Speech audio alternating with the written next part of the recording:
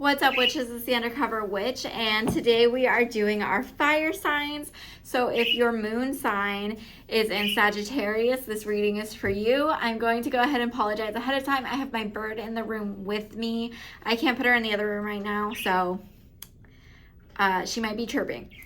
She likes to chirp when I talk. See, she's silent. Oh, there she goes. Okay, so this is going to be for the month of April. Your moon sign is all about your emotions. So it's going to be how you're feeling. We're going to be using the Angelarium Oracle of Emanations by Ellie Minya and Peter Moorbrocker. I'm not trying to say that, but here is the picture. And they're really cool cards. You have two sections to it. You have basically like parts of the self, parts of being, states of being, and then angel cards. We're also going to be using the Moonology Oracle cards by Yasmin Boland, and we're going to be using the Friends Tarot cards for anything extra. But mostly we're going to be focusing on Oracle today because this is emotional reading. So Oracle cards are the best for bringing those out. And we're going to do four sections to do for each week for the month of April running into May. We have the root, angel, oh, interesting. Okay. The root with the angel of snow, the right leg, which is endurance,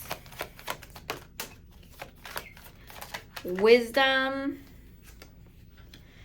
for the right eye,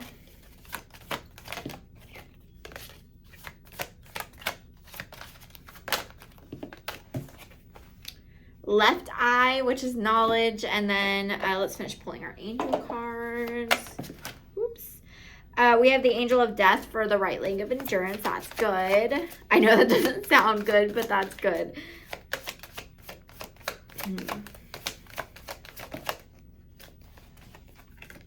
We have the angel of heralds for the right eye wisdom. Oops. And we have the angel of rain for the left eye of knowledge. Okay, so this is like really soothing, surprisingly. I know it doesn't sound like it, but trust me, we're gonna get there. So with our root, that is our, usually relating to our root chakra, which is at the base of your back, at the bottom, at your tailbone. And it usually overlaps with your reproductive area, etc. We have the angel of snow there. So there might have been some kind of trauma that may have happened in the past. But for some reason, you're feeling a sense of relief with your identity in relation to the world around you. So maybe usually you're very harsh on yourself, or you look down on yourself, or you just always feel uncomfortable when you're in a room with other people and environments. But that's being put to rest all of a sudden. I'm kind of getting the feeling that maybe you're coming out of a traumatic experience or a toxic environment. Next, we have the right leg, which is endurance, and the angel of death. Now, endurance is, again, it's exactly what it sounds like. It's having to endure all the time with no rest, with no breaks. But that is coming to the end with an angel of death. So that's awesome. That's really awesome, to be frank. I do have to double check the angel of heralds because that one, I always forget what his thing is. Which to me, that tells me, like, whatever he does, I have much to learn. The guardian that stands beside the gateway between Angelarium and the rest of existence. He points his lantern into the seething darkness. Its light breaks open the unknown and banishes doubt. There is certainty in this light. It feels you. This angel issues no command. It doesn't need to. the might of this angel does not command you, it aims you. So it's very similar to the hermit's journey, to the hermit. So you're kind of following this path. You have a guide of light. Okay, I understand fully now. So your right eye is your wisdom, and you're being guided by that wisdom. So you're almost being guided by intuition at this moment in time. But we have your left eye of knowledge and the angel of rain. So maybe you're used to being very logical and wanting to make like decisions that make sense in the world. I was saying this for Aries, but a lot of times people think that fire signs are irrational, etc., but they respond to the world around them. They are the closest to earth signs in the sense that they both react to the same things because the same types of things are important, but they just handle that differently. They handle their emotions about those important things differently. So you're kind of at a loss because you're being put in a different space, a different mind frame that you're not used to. So instead of using all of your knowledge and the things that you know from the real world around you, which can be false sometimes, again, especially when you're in a toxic relationship, you might have this world built up in your head that isn't true because somebody has formed that to trick you, to fool you, to control you.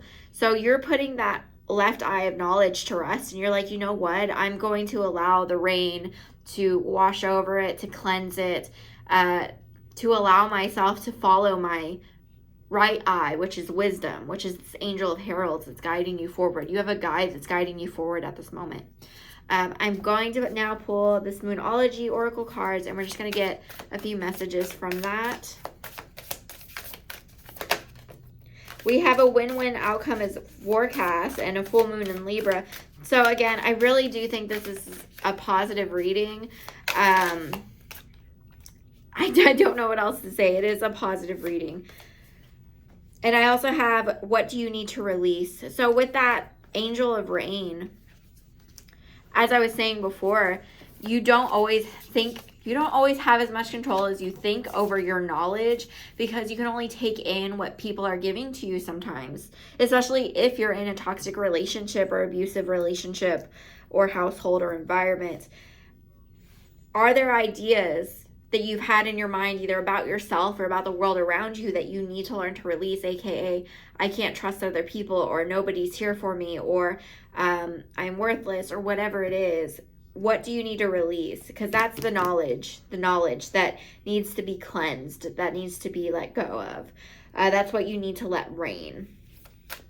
Win-win outcome is forecast. Again, this whole reading is about you kind of getting out of a bad situation or a negative situation and being able to follow your own intuition and your own guidance.